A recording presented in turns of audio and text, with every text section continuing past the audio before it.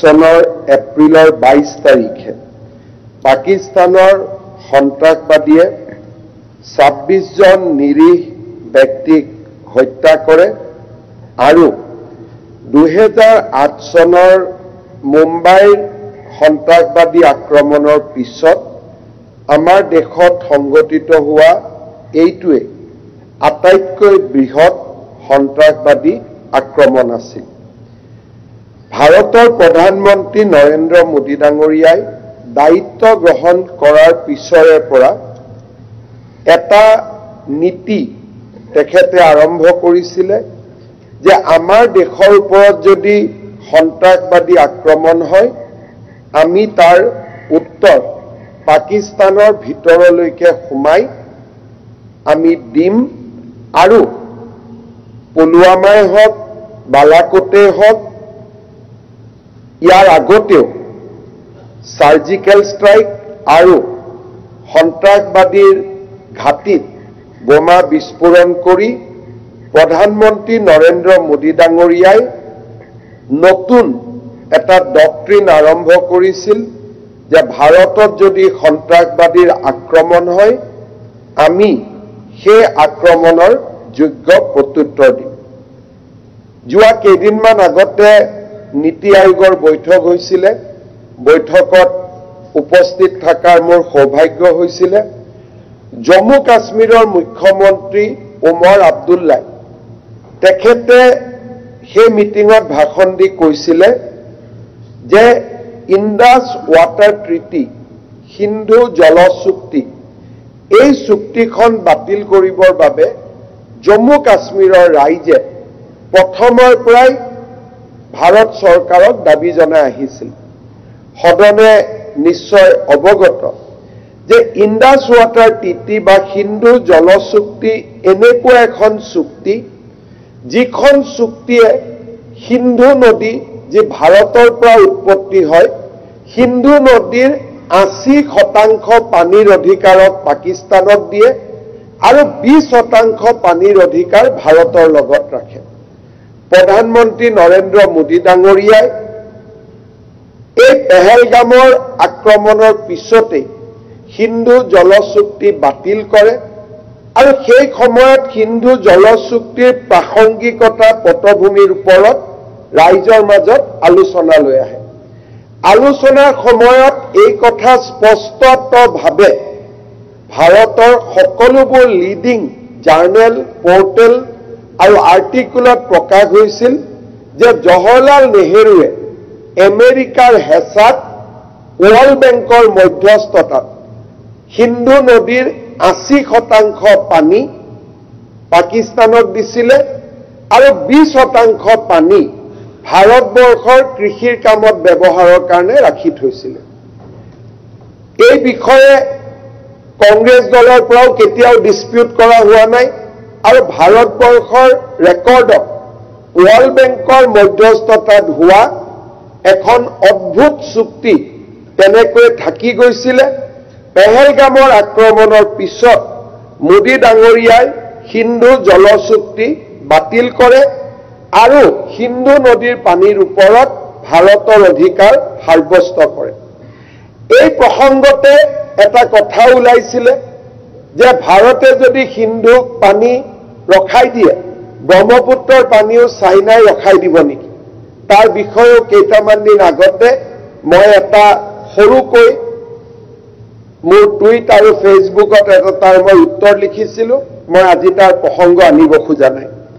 মাননীয় অধ্যক্ষ মহোদয়, 7 মে তাৰিখে প্ৰধানমন্ত্ৰী মোদী ডাঙৰীয়াৰ নেতৃত্বত ভাৰতৰ সেনাবাহিনীয়ে ব্ৰাহ্মছ আৰু ক্ৰিষ্টেল মেজৰ জৰিয়তে পাকিস্তানত সন্ত্ৰাসবাদীৰ ঘাটিৰ ওপৰত আক্ৰমণ চলায় আৰু ইতিমধ্যে সকলোৱে স্বীকাৰ কৰিছে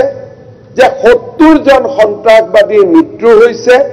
আৰু 60তকৈও বেছি সন্ত্ৰাসবাদী আহত হৈছে। আগে পিছে প্ৰমাণ বিচাৰা হৈছিল। যেতিয়া পুলৱামা বালাকোট এয়াৰ ষ্ট্ৰাইক হৈছিল তেতিয়া প্ৰমাণ বিচৰা হৈছিল। বিশেষকৈ কংগ্ৰেছ দলে প্ৰমাণ বিচাৰি সংসদত ভাষণ ৰাখিছিলে যে আমাক প্ৰমাণ দিয়ক। এইবাৰ প্ৰমাণ আমি দিবলগীয়া হোৱা নাই পাকিস্তানৰ টেলিভিছনবিলাকে নিজে প্ৰমাণ দিব আৰম্ভ কৰিলে যেতিয়া জানাজাসমূহ তেওঁলোকে দেখুৱাবলৈ আৰম্ভ কৰিলে আৰু সন্ত্ৰাসবাদীৰ জানাজাত পাকিস্তান সেনাবাহিনীৰ মুখিয়াসকল উপস্থিত থাকি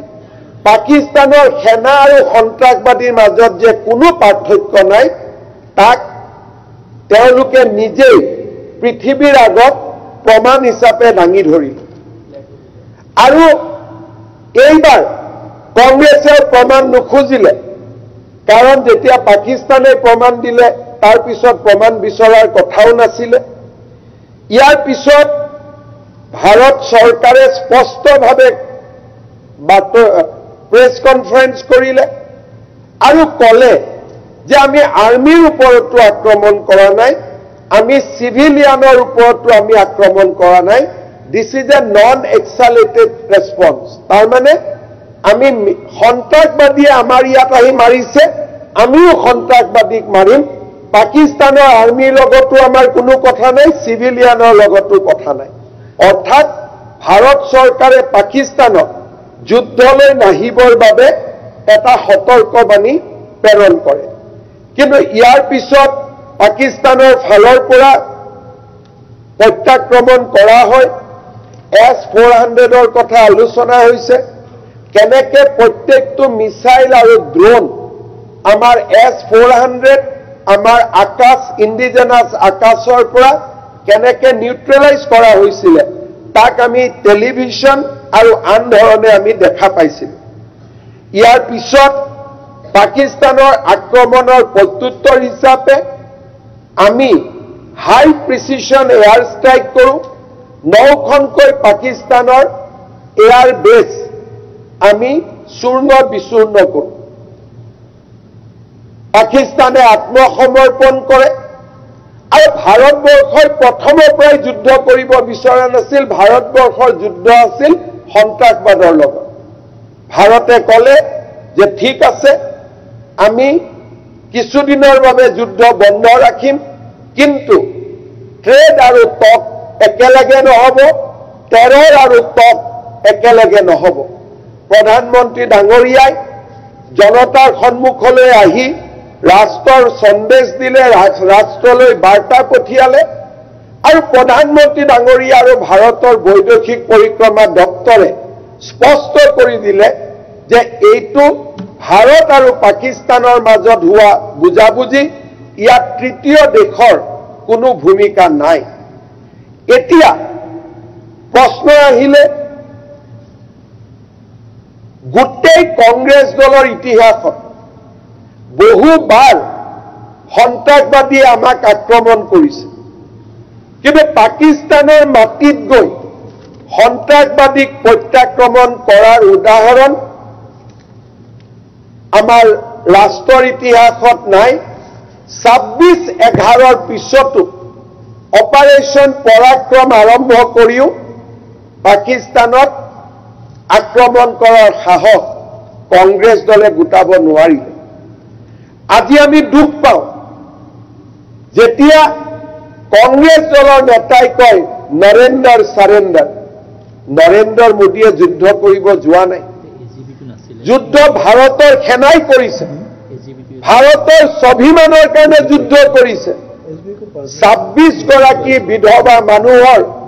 কপালৰ পৰা শিৰৰ সেন্দুৰ মচি দিয়াৰ প্ৰতিশোধ ল'বলৈ ভাৰতৰ সেনাবাহিনীয়ে পাকিস্তানক আক্ৰমণ কৰিছে কোনোবাই খুধে নেকি যে আপোনাৰ কিমান ক্ষতি হ'ল আমিতো ক্ষতি যদি হৈছে লুকাই ৰখাটো হৈছে ভাৰতৰ দায়িত্ব কিন্তু আমাৰ নেতাই কৈছে নহয় ক্ষতিটো প্ৰথম হোৱাৰ কথাই নাই যদি মই ধৰি লৈছো ক্ষতি হৈছে তাক আমি কম নেকি যাতে পাকিস্তানৰ টিভিত ওলাই থাকিব পাৰে পাকিস্তানে আজিলৈকে স্বীকাৰ কৰিছে নেকি পাকিস্তানৰ কেইখন এয়াৰপ্লেন ভাৰতে শ্বটডাউন কৰিলে পাকিস্তানে আজিলৈকে তেওঁলোকৰ ফুটেজ দেখুৱাইছে নেকি অৰ্থাৎ ৰাহুল গান্ধীক লাগে যে কেইখন যুদ্ধ জাহাজ পাকিস্তানে ক্ষতি কৰিল তেওঁক এইটো নালাগে যে ভাৰতে পাকিস্তানক কি ক্ষতি কৰিল তেওঁক এইটো উত্তৰ আজিলৈকে কোনোবাই যদি সুধিছে মোক ক্ষমা কৰিব যদি মই ভুল কৈছো অন ৰেকৰ্ড ৰাহুল গান্ধী আজিলৈকে সোধা নাই মোদী আপুনি পাকিস্তানত কি কৰিলে আমাক হিচাপ দিয়ক আমি হিচাপ দিলো এটা তেওঁ সুধি আছে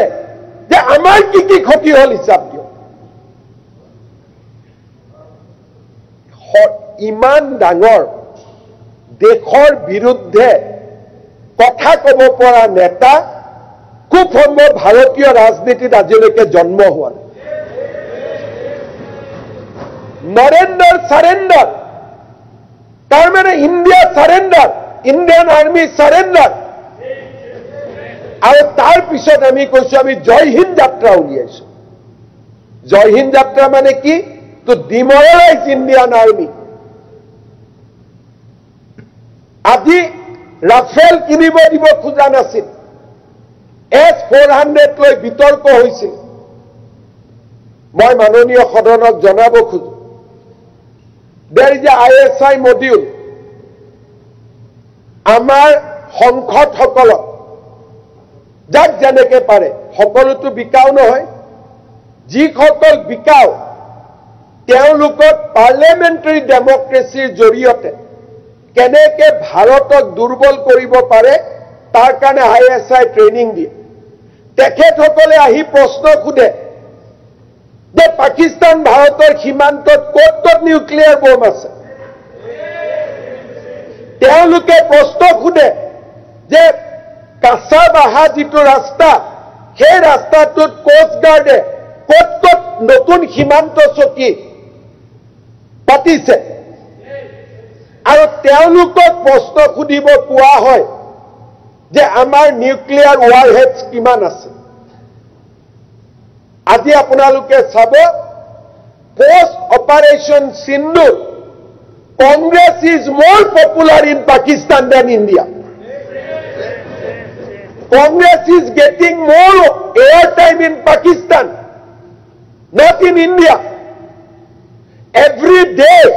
Pakistani television is broadcasting the statement of our honorable leader of opposition, Rahul Gandhi.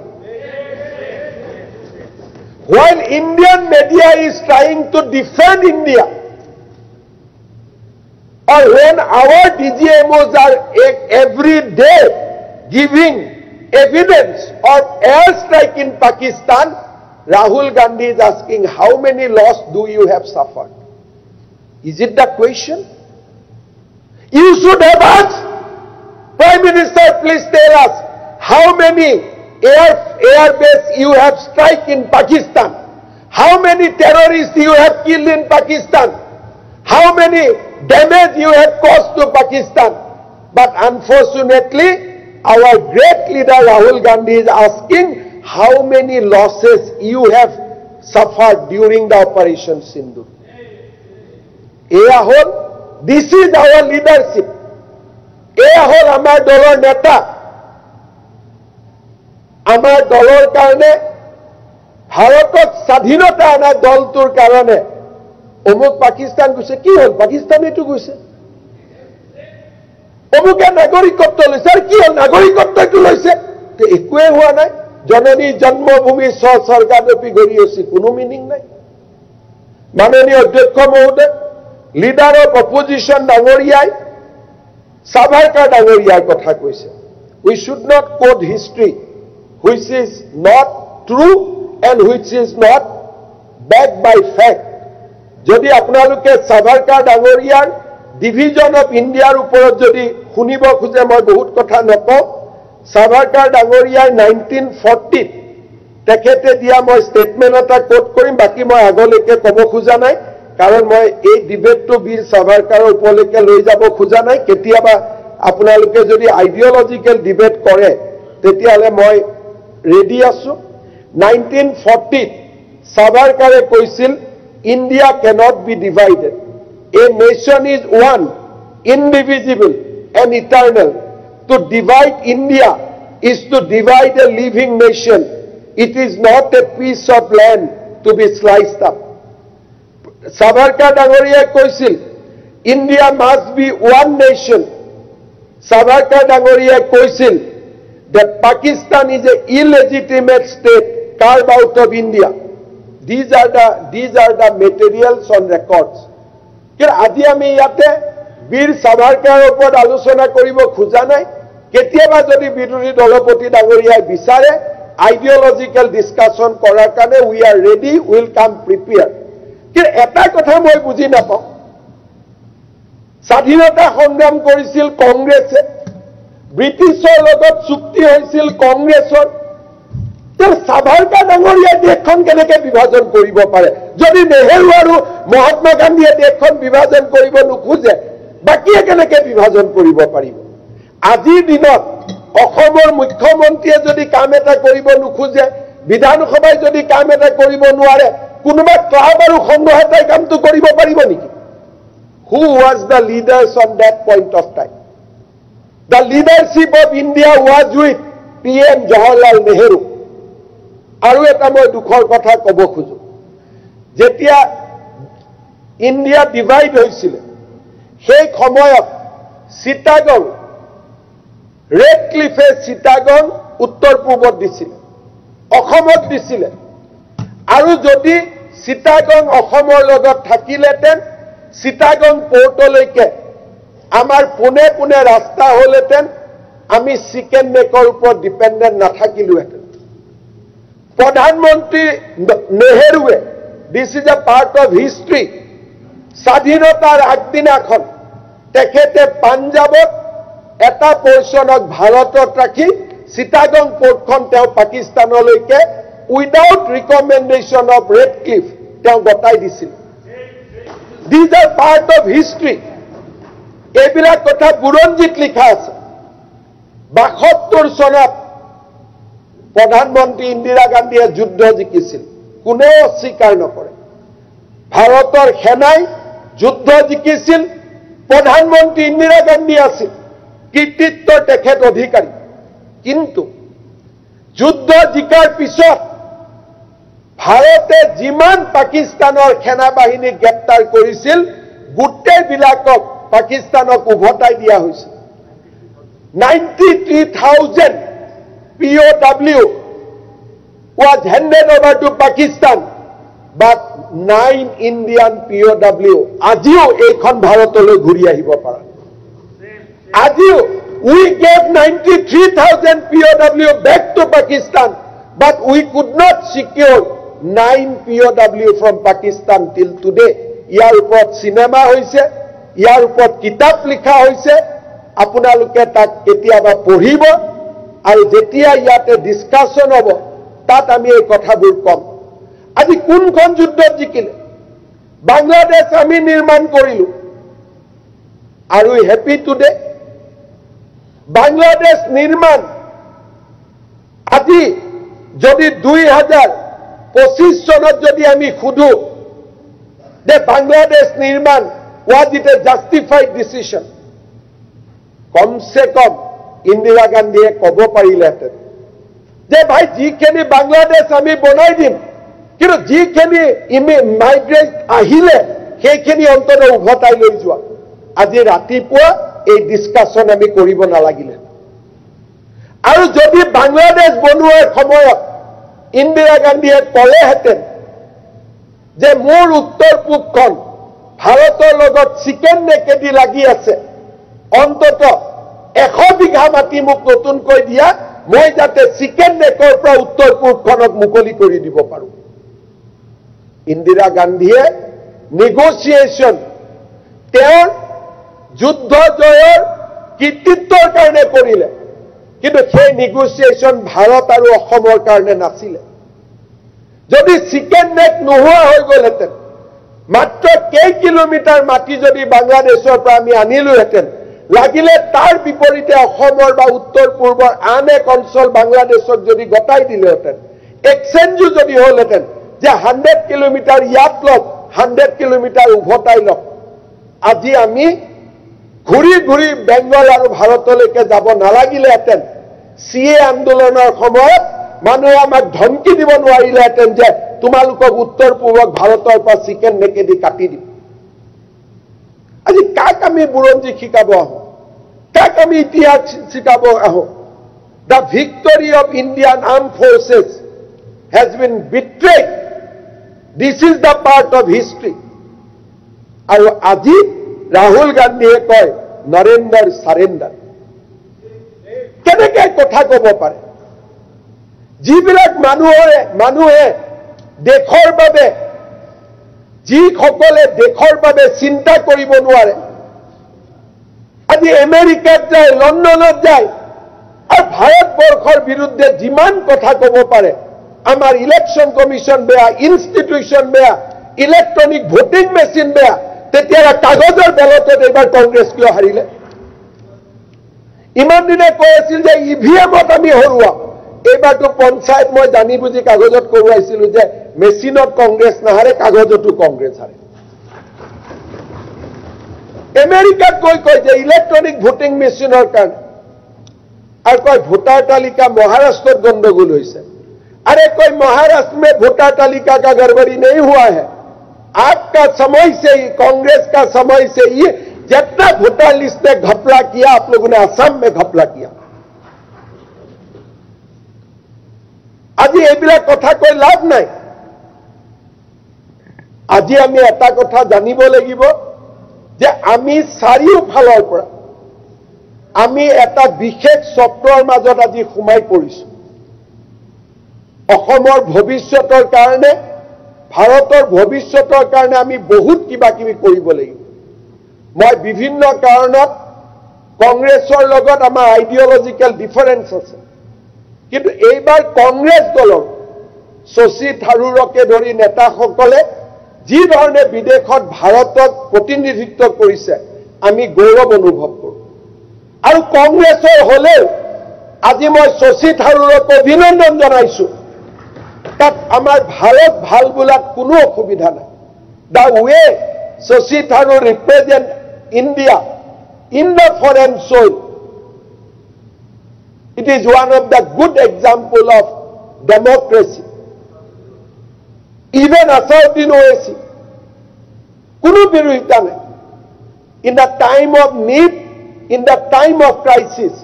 whether it is Asauddin Owaisi whether it is a Supriya Sole whether it is a Shashi Tharoor they stand for India but unfortunately Rahul Gandhi could not stand for India he betrayed the armed forces Rahul Gandhi betrayed the nation at the most critical period of our history sir অকমান আমেৰিকাৰ ৰাষ্ট্ৰপতিক গৰিহণা দিবলৈ কয় কাৰণ তেখেতে ভাৰত আৰু পাকিস্তানৰ বাইলেটাৰেল হৈ আছে সদায় মই যুদ্ধ বন্ধ কৰিবলৈ গলো এই কথাটো ভাৰতৰ ফালৰ পৰা এতিয়ালৈকে প্ৰত্যাহ্বান জনোৱা হোৱা নাই স্যাৰ সেইকাৰণে আমাৰ যিবিলাক দ্বিপাক্ষিক মামলা ইমান দিনে এইবিলাক আমাৰ নিজৰ ভিতৰত আছিল এতিয়া পাকিস্তানৰ ট্ৰাম্পক এটা গৰিহণা দিয়াৰ লগতে সংযুক্ত কৰক আৰু মাননীয় অধ্যক্ষ মহোদয় কংগ্ৰেছে এতিয়া আমাক আৰু এটা ট্ৰেপত লৈ যাব খুজি আছে ট্ৰাম্পে কিবা কথা ক'লেই বাৰু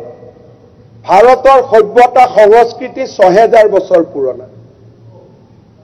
ইয়াতে এতিয়া আমাক কংগ্ৰেছে লগোৱা আছে তদি আমেৰিকাৰ লগতো কাজিয়া লাগে যাতে মই যেটো কৈছো স্যাৰ এটো আপুনি মাননীয় মুখ্যমন্ত্ৰী মহোদয় আপুনি জানে ৰাহুল গান্ধীয়ে কোৱা নাই সিজফায়াৰ কৰিবলৈ মই কলো বুলি আমেৰিকাৰ ৰাষ্ট্ৰপতিয়ে কলে বুলি ওলাইছে আৰু সেই কাৰণে কথাটো ৰাহুল গান্ধীয়ে মেনশন কৰিছে তেওঁ নিজৰ কথা নহয় নৰেন্দ্ৰ সাৰেন্ডাৰ ইণ্ডিয়াৰ কেইখন ফ্লাইট লছ হৈছে এই কথা ৰাহুল গান্ধীয়ে খুদি আছে ট্ৰাম্পে খুদা নাই যি নহওক আলোচনা কৰাটো ভাল স্যাৰ কি কাৰণে হয় কাৰণ আমাৰ সিডিএছ সিংগাপুৰত যেটো কৰি আহিছে তেখেতে কৈছে আমাৰ কি হ'ল আমি জানিব লাগে যাতে ভৱিষ্যতে ভাল হ'ব পাৰে নহয় মাননীয় অধ্যক্ষ মহোদয় যুদ্ধ চলি থাকোতে যুদ্ধৰ পিছত বেলেগ কথা war is still going on যুদ্ধ চলি থাকোতে এই প্ৰশ্ন খুদা দেশপ্ৰেমিকৰ কৰ্তব্য নে দেশপ্ৰেমিক নোহোৱাৰ কৰ্তব্য আৰু মইতো আপোনালোকৰ পৰা একো আশাও নকৰো because you are the people who surrendered Indian passport গতিকে স্যাৰ সিজফায়াৰ হৈ গ'ল আৰু টেৰৰিষ্ট কিজনক স্যাৰ ধৰাও নাই সেইটো ষ্টেটমেণ্টটো লাগে স্যাৰ এই 7 জনৰ কথা কৈছিলে কি কৰিলে সেইটো কওক স্যাৰ ইমানখিনি মাননীয় এই টেৰৰিষ্টটো কি জানি বন্দুকৰ গুলিত মৰিয়ে গ'ল 70 জনটো মৰিয়ে থাকিলে 70 জনটো মৰিলে তাৰ ভিতৰত কি জানি এই 4 জনো আছে এটা ক'ব লাগিব পাকিস্তানে লিষ্টখন দিব লাগিব ৰাহুল গান্ধী আনিব পাৰিব লিষ্টখন এই অদ্ভুত প্ৰশ্নবিলাক কৰি থকাটোৱে হৈছে এই দিনত কংগ্ৰেছক যে মানুহে বেয়া পায় এই কথাবিলাকৰ কাৰণে বেয়া পায় মাননীয় অধ্যক্ষ মহোদয় আজি এই সদনত দুটা কথা আমি ক্লিয়াৰ হ'ব লাগে যে বাংলাদেশৰ সৃষ্টি অসমৰ কাৰণে দুৰ্ভাগ্যৰ বাতৰি আছে এইটো কোনো ক্ৰেডিট নাছিল যদি চিকেন নেকটো নোহোৱা কৰি দি সৃষ্টি কৰিলেহেঁতেন অসমে ইন্দিৰা গান্ধীক কৃতজ্ঞতা জনালে 22 কিলোমিটাৰ দি আমাক লগত ৰখুৱাই থৈ দিলে ই কোনো কৃতজ্ঞতাৰ কথা নহয় হিষ্ট্ৰী উইল জাজ মিছেছ গান্ধী ডিফাৰেণ্টলি যে মই বাংলাদেশ বনালো সেই কৃতিত্বখিনি ল'বৰ কাৰণে 9 জন POWকো ঘূৰাই নানিলে 93,000 POW ৰিটাৰ্ণ কৰি দিলে these are part of the history Indus water treaty কেনেকৈ হৈছিল these are the part of the history মই আৰু এখন বহুত ডাঙৰ লিষ্ট আছে কিন্তু যেহেতু এইটো ইয়াত এইবিলাক পাৰ্লিমেণ্টত আলোচনা হোৱা কথা এইখন ফৰাম নহয় গতিকে মই বহুত কথা ক'ব নোখোজো মই খালি কেইটামান উদাহৰণ দিছোঁ 1947-48 betrayal of POK আৰু পণ্ডিত নেহেৰুৱে ইউনাইটেড নেশ্যনত কাশ্মীৰ সমস্যাটো লৈ গৈছিল 1962 China walk over into Aksai Sin 38,000 square kilometer my heart goes to the people of Assam 1962 betrayal for the people of Assam 1972 you handed over 93,000 POW you could not secure the release of 9 POW you have betrayed Northeast by creating chicken neck 1995 going to US pressure Congress party abandoned nuclear test 2008 Mumbai attack 26/11 Pakistanor tagbe hilguti etao maribo khahok nokorile bom mara kotha to belek hilguti etao na marile 2012 2009 Sarmalal Sheikh tate goi kole je Baluchistan is an intricate part of Pakistan 2012 gifting away Sar Creek a gutei bilak history ase people will remember people will judge that whenever India faces crisis whenever India faces danger Congress party always betrays the sentiment of the nation betrays our armed forces all along this is the history মাননীয় অধ্যক্ষ মহোদয় মই সিদ্ধাৰ্থ ভট্টাচাৰ্য ডাঙৰীয়াক আৰু বিৰোধী পক্ষৰ আটাইকে ধন্যবাদ জনাইছো যে এই প্ৰস্তাৱটোক আপোনালোকে সমৰ্থন কৰিলে মই সামান্য আমি কি কৰিছিলো এটা সামান্য উদাহৰণৰে মই ইয়াক সামৰণি মাৰিব খুজিছো পেহেলগামৰ ঘটনাই আমাক সকলোকে বেদনাক্ষিপ্ত কৰিছিলে আৰু সকলোকে আমাক নতুনকৈ সকলো কথা ভাবিবলৈ বাধ্য কৰিছিল অসম চৰকাৰৰ কেবিনেটত আমি সিদ্ধান্ত লৈছিলো যে এই 26 গৰাকী পৰিয়ালৰ ওচৰলৈ এজন হলেও মন্ত্ৰী যাব বাকি কোনোবা ৰাজ্যই কৰিছে নাই কৰা মই নাজানো আমি অসম আমাৰ এটা পৰম্পৰা আছে ঐতিহ্য আছে আৰু ভাৰতৰ সেনাবাহিনীয়ে হওক সন্ত্ৰাসবাদত আহত নিহত জনৰ লগত থিয় হোৱা আমাৰ এটা দায়িত্ব আৰু কৰ্তব্য আছিল আপোনালোকক জনাবলৈ পাই মই ভাল পাইছো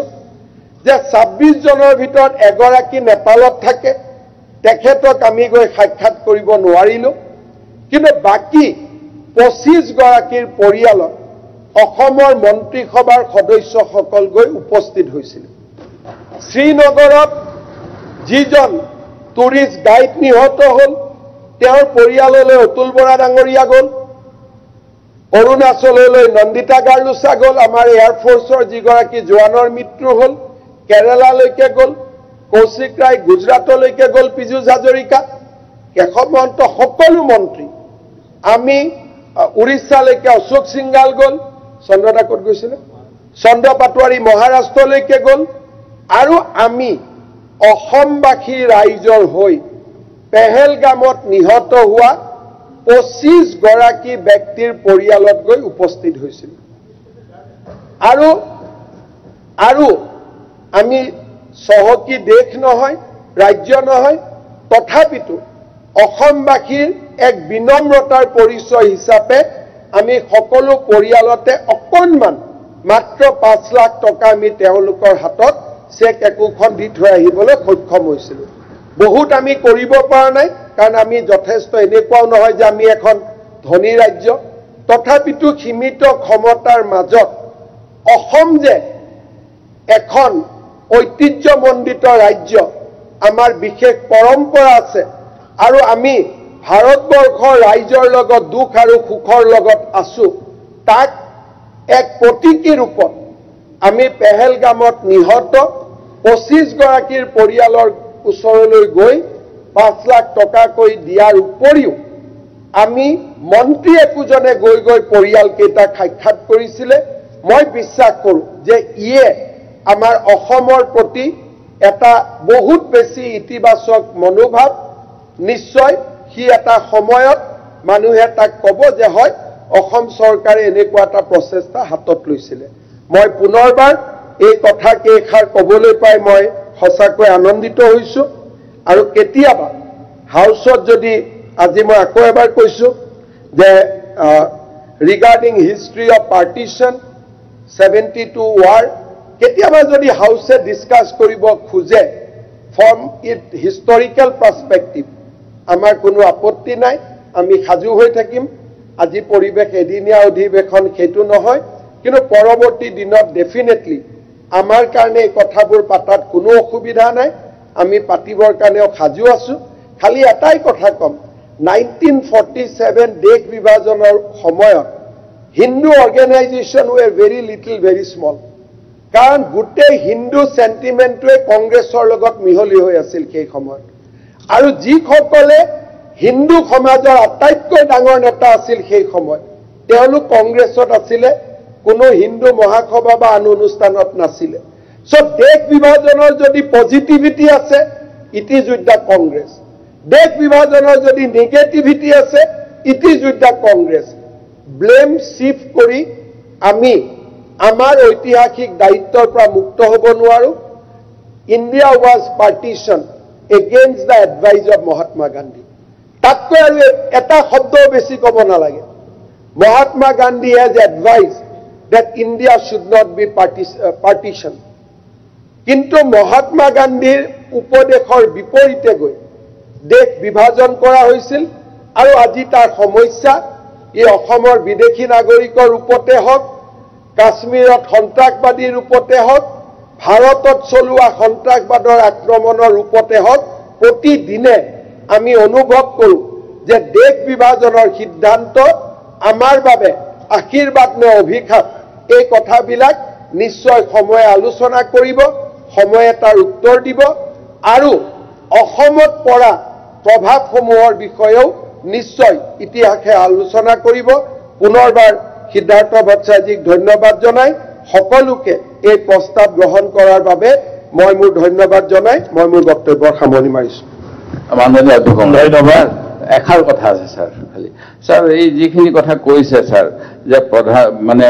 অসমক এৰি দিছিলে এই কথাটো স্যাৰ সত্য নহয় গুৱাহাটী বা ৰেডিঅ' ষ্টেচনৰ যিখিনি গোটেই কথাখিনিক লৈ পেলাই এটা আলোচনা দিলে ভাল হ'ব তাত প্ৰকৃত কথাখিনি ওলাব দ্বিতীয়তে স্যাৰ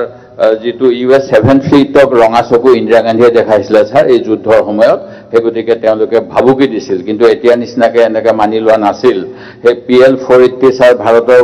ফুড ক্ৰাইসিসৰ কথা হৈছিল সেইখিনি সময়তো স্যাৰ ভাৰতে গ্ৰীণ ৰেভলিউশন কৰিছিল ইন্দিৰা গান্ধীৰ নেতৃত্বত যেটোৰ কাৰণে ভাৰতবৰ্ষৰ ভাল হৈছিল স্যাৰ আৰু ISI স্যাৰ আক্ৰমণ কৰাৰ পিছত আমাৰ এয়াৰ ফোৰ্স বেস ISI কিন্তু ভাৰতত ইনভেষ্টিগেশন কৰিবলৈ বিজেপি চৰকাৰে আগবঢ়াই আনিছিল স্যাৰ ঠিক তেনেকৈ যেতিয়া আমাৰ যাত্ৰা বাছ যাত্ৰাখন কৰিছিল কাৰ্গিল যুদ্ধৰ পিছতে স্যাৰ এইবিলাক কিন্তু স্যাৰ হেবিলাক কথা উল্লেখ হ'ব লাগে একপক্ষীয়ভাৱে কংগ্ৰেছক সকলোখিনিৰ কাৰণে বদনাম দিয়াটো উচিত নহয় স্যাৰ আৰু ডিব্ৰুগড় টাউন প্ৰটেকশ্যন স্কিমৰ কাৰণে প্ৰথমবাৰৰ বাবে এটা বৃহৎ প্লেনিং কমিশনৰ পৰা পুঁজি জৱাহৰলাল নেহৰুৱে দিছিল স্যাৰ যাৰ কাৰণে টাউনখন এতিয়াও বাচি আছে সেইটোৱে স্যাৰ কংগ্ৰেছে অসমৰ অকল বেয়া কৰি থাকে এনেকুৱা ধৰণৰ ধাৰণা আজি সদনৰ পৰা এনেকৈ দিব বিচৰাটো স্যাৰ প্ৰতিবাদ কৰিছো মোৰ হাতত মই দেৱব্ৰত শইকীয়া ডাঙৰীয়াক পাৰ্সনেলি দিম সেই সময়ত তেতিয়া অসমত কংগ্ৰেছৰ চৰকাৰ আছিল 1972 সেই সময়ত অসমত এছবিৰ এটা হিষ্ট্ৰী আছে আৰু তাৰ প্ৰতিলিপি দি মই খালি সৰু এটা উদাহৰণ দিছো from the S B documents Indira গান্ধীয়ে অসমত আহিব খুজিছিল সেই সময়ত নেহেৰুৱে ক'লে যে তুমি তাতে যাব নোৱাৰা তোমাক চাইনাই ধৰি লৈ যাব দিস ইজ দ্য ডিছকাছন আমাৰ এছবি ৰেকৰ্ডত আছে তেতিয়া ইন্দিৰা গান্ধী কংগ্ৰেছৰ নেত্ৰী আছিল তেওঁ মন্ত্ৰী নাছিলে বাপেকে জীয়েকক ক'লে যে তোমাক যাব আমি এলাউ কৰিব নোৱাৰো কাৰণ তোমাক চাইনাই ধৰি লৈ যাব নেহেৰুৰ ধাৰণা আছিল যে তেজপুৰত চাইনা বহি আছে আৰু যিটো ৰেডিঅ' ব্ৰডকাষ্ট তাৰ ট্ৰেন্সক্ৰিপ্ট কপি আছে আৰু সেই সময়ত কি ধৰণে তিনিজন কংগ্ৰেছৰ মন্ত্ৰী সেই সময়ত তাত ডাঙৰ মানুহ আছে মই নামবোৰ নকওঁ কেনেকে তাৰ পৰা চাইনা আহিব বুলি তেজপুৰৰ পৰা ৰাতি ৰাতি চাৰ্কিট হাউচৰ পৰা পলাই আহিছিলে তাৰো এছবিত ৰেকৰ্ড আছে গতিকে মই এছবিৰ এডিজিপি ইন্দিৰা গান্ধী আহিছিল নে অনুগ্ৰহ ক'ব যে লাল বাহাদুৰ শাস্ত্ৰীৰ লগত ৰিলিফ কৰিবলৈ সেই সময়ত কেনেকৈ আহিলে যেতিয়া ৱাৰ অভাৰ হৈ গ'ল তাৰ পিছত ইন্দিৰা গান্ধী আহিলে নট বিফৰ ৱাৰ এই কথাখিনি আপোনালোকে চাব মই হীৰেন্দ্ৰনাথ ডাঙৰীয়াক কৈ দিম কেতিয়াবা আপোনাক কাগজখিনি দেখুৱাব আপোনালোকে চাব যে কেনেকে অসম চৰকাৰৰ তিনিজন মন্ত্ৰী চাইনা আহি পাব বুলি সব বাদ দি ৰাতি ৰাতি তেজপুৰ চাৰ্কিট হাউচৰ পৰা পলাই আহিছিল দিজ আৰ ৰেকৰ্ডেড এভিডেন্স আৰু কি ধৰণে কিমান দিনলৈকে নেহেৰুৱে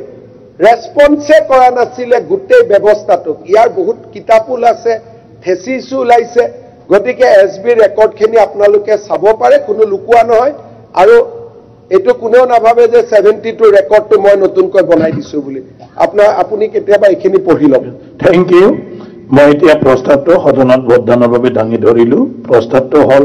পাকিস্তান আৰু পাক অধিকৃত কাশ্মীৰৰ সন্ত্ৰাসবাদী প্ৰশিক্ষণ শিবিৰসমূহক লক্ষ্য কৰি ভাৰতীয় সম্পত্তিৰ হানি বিঘিনি নোহোৱাকৈ অটল নিষ্ঠা সাহসিকতা আৰু কৌশলগত দক্ষতা প্ৰদৰ্শনেৰে সন্ত্ৰাসবাদী শত্ৰু ৰোধ কৰি ভৱিষ্যতে হ'ব পৰা এনে ভাবুকি দূৰ কৰাৰ বাবে চলোৱা অপাৰেশ্যন সিন্দুৰ নিয়ন্ত্ৰিত সামৰিক অভিযানৰ সফলতাৰ বাবে ভাৰতীয় সশস্ত্ৰ বাহিনী আৰু ভাৰত চৰকাৰক এই সদনে অভিনন্দন জ্ঞাপন কৰিছে যিসকল সদস্য সপক্ষে আছে কওক হয় যিসকল বিপক্ষে আছে কওক নহয় মই ভাবো হয়ৰ সপক্ষে প্ৰস্তাৱটো গৃহীত কৰা হ'ল এতিয়া আমাৰ জল জীৱন মিছনৰ প্ৰস্তাৱকে আমাৰ উপস্থিত নাই সদনত কোনটো আমি প্ৰস্তাৱটো গ্ৰহণ কৰিলো হয় প্ৰস্তাৱক নাই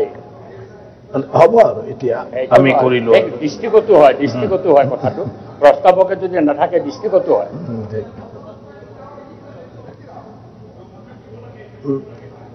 আচ্ছা আমাৰ জল জীৱন মিছন আছে সময় বহুত লেট মানে চলি আছে মই